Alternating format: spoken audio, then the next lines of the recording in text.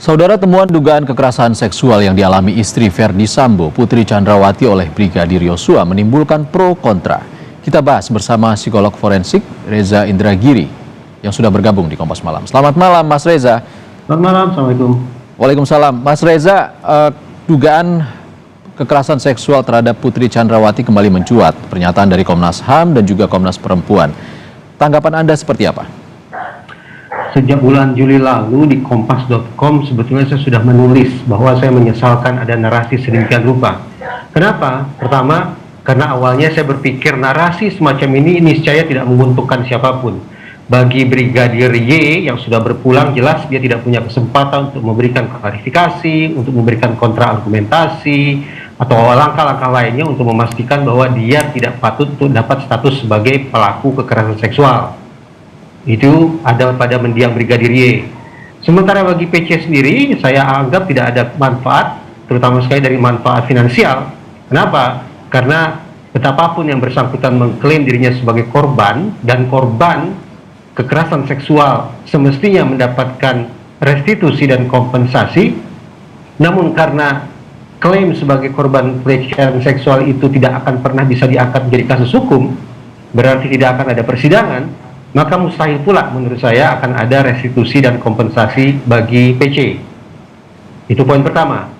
Tapi poin kedua, saya berpikir bahwa ketika pernyataan tentang dugaan kuat kekerasan seksual itu dilontarkan oleh Komnas HAM dan Komnas Perempuan, maka justru lontaran pernyataan semacam itu akan bisa dimanfaatkan untuk mencapai kepentingan-kepentingan tertentu oleh PC. Misalnya untuk menyetir opini publik, dari yang semula antipati, barangkali akan ada yang jatuh simpati.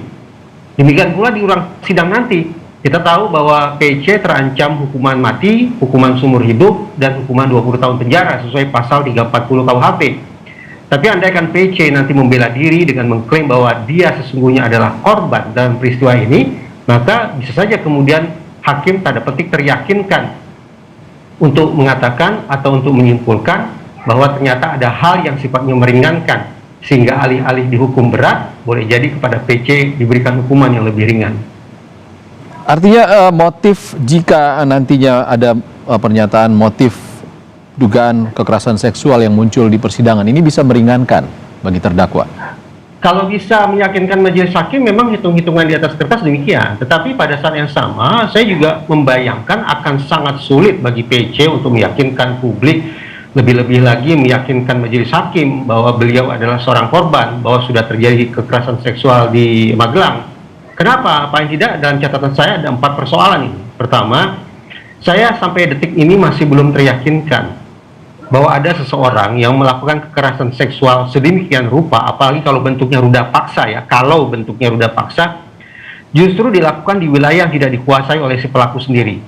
Misalnya dia tidak bisa menghilangkan CCTV, dia tidak bisa mengusir orang-orang keluar dari sana, padahal orang-orang itu berpeluang menjadi saksi.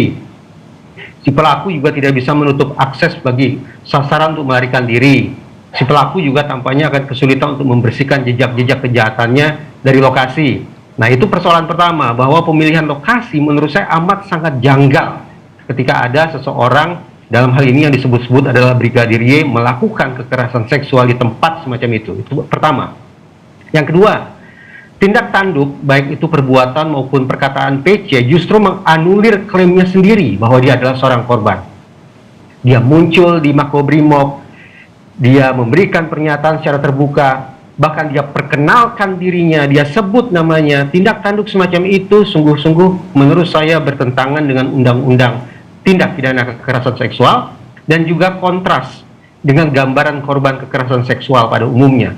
Korban kekerasan seksual pada umumnya berdasarkan riset diketahui memilih untuk mengisolasi diri, menghindari adanya kontak dengan dunia luar. Tapi faktanya PC justru muncul di hadapan publik. Itu masalah kedua. Masalah ketiga, PC ini tampaknya berdasarkan pemberitaan selektif dalam memilih siapa yang akan dijadikan sebagai teman bicara.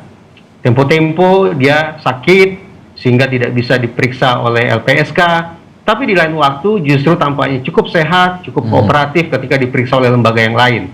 Jadi kesannya kadang-kadang sakit, kadang-kadang sembuh. Muncul pemikiran saya, apakah ini sungguh-sungguh sakit ataukah pura-pura sakit. Tapi kalau kata memang- Komnas Perempuan kan Bu Putri Chandrawati ini mengalami trauma dan depresi hingga ingin mati, Mas. Bagaimana tanggapan Anda? Begini, saya berempati terhadap seluruh korban kekerasan seksual yang mengalami trauma, yang mengalami depresi, yang ingin mati. Tapi pokok persoalan yang saya angkat adalah trauma, depresi, ingin mati, apakah ia sifatnya selektif, hanya muncul secara insidental. Ketika bertemu si A, muncullah traumanya, muncullah depresinya, muncullah keinginan bunuh dirinya. Tapi ketika diperiksa oleh pihak lain justru tidak kooperatif, enggan berbagi cerita. Nah, ketidakkonsistenan perilaku semacam ini yang membuat saya bertanya-tanya, apakah ini merupakan memang sakit ataukah pura-pura sakit? Kalau memang sakit, maka memang sudah sepatutnya kepada yang bersangkutan diberikan pengobatan.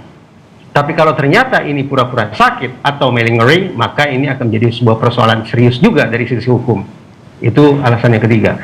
Dan alasan yang keempat adalah dengan segala hormat, PC tampaknya juga merupakan salah satu pihak dalam kasus ini yang bergonta-ganti keterangannya. Yang sulit lagi untuk ditakar mana kebenaran dan mana kepalsuan yang dia kemukakan. Atas dasar 4 hal itulah, maka saya memilih untuk tetap terus terang, saya skeptis akan kelurusan, akan kejujuran klaim korban yang beliau sampaikan. Namun tetap, ini memang merupakan tugas kepolisian untuk melakukan investigasi terhadap klaim itu. Mas Reza, rekonstruksi saat itu disiarkan secara langsung dan cukup lengkap digambarkan. Dari sudut pandang psikologi forensik, Anda melihat seperti apa? Apakah ada dugaan kekerasan seksual yang tampak dalam rekonstruksi ini? Saya tidak menyaksikan seluruh adegan demi adegan, tapi saya hanya menyimak pemberitaan lewat media. Dari apa yang bisa saya saksikan tanpa suara, jadi hanya tingkah laku, saya tidak melihat ada adegan tentang adegan tentang kekerasan seksual pada saat rekonstruksi sebagaimana yang ditayangkan oleh media. Anggaplah bahwa dari sisi tingkah laku tidak bisa diobservasi, tapi sayang beribu sayang, karena suara pun tidak ada, maka praktis saya tidak punya dasar untuk menilai apakah masalah kekerasan seksual itu juga direkonstruksi atau tidak.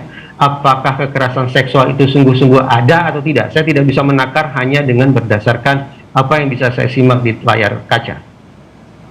Kita tahu kalau Yosua, almarhum Yosua ini adalah seorang bawahan dari Verdi Sambo dan juga Putri Chandrawati dalam hal ini. Jika merujuk pada relasi kuasa seperti yang disebutkan oleh Komnas Perempuan juga, apakah mungkin Brigadir Yosua ini melakukan pelecehan terhadap seorang istri Inspektur Jenderal, Mas Reza? Berulang kali di Kompas TV saya justru pertanyakan teori itu. Saya tahu bahwa teman-teman di Komnas Perempuan sangat sering menggunakan teori relasi kuasa. Teori ini ingin mengatakan bahwa kekerasan seksual termasuk ruda paksa dilakukan oleh pihak yang kuat terhadap pihak yang lemah, dilakukan oleh pihak yang dominan terhadap pihak yang submisif, dilakukan oleh pihak yang superior terhadap yang inferior. Nah, mari kita berhitung-hitung di atas kertas. Baik itu di Duren 3 maupun di Magelang, dari dua nama tersebut, yaitu mendiang Brigadir Y dan PC, kira-kira siapa yang dominan? Kira-kira siapa yang berkuasa? Kira-kira siapa yang superior? Menurut saya, seorang brigadir tampaknya amat sangat sulit untuk mendapatkan posisi atau mendapatkan status sebagai sosok yang superior itu. Jadi, andaikan teori relasi kuasa tetap harus diterapkan dalam kasus ini, justru saya tidak membayangkan bahwa Brigadir Y adalah pelaku kekerasan seksual.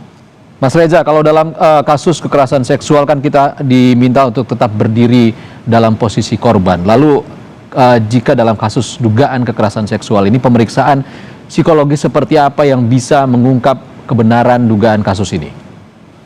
Apakah saya berpihak pada korban? 100% saya berpihak pada korban. Saya selalu tandaskan, seringkali ada korban-korban kekerasan seksual, negara harus memenuhi hak-hak korban 100%, itu saya tandaskan.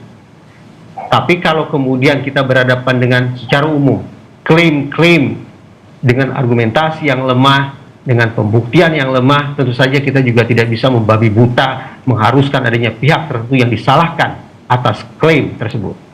Nah, kalau terkait dengan teknik pemeriksaan psikologis dalam kasus semacam ini, maaf, saya tidak akan kebukakan di ruang publik, karena saya juga tidak mau memberikan aset atau memberikan dasar, memberikan argumentasi, memberikan pengetahuan kepada pihak manapun untuk kemudian memanfaatkan pengetahuan itu untuk kepentingan hukum mereka.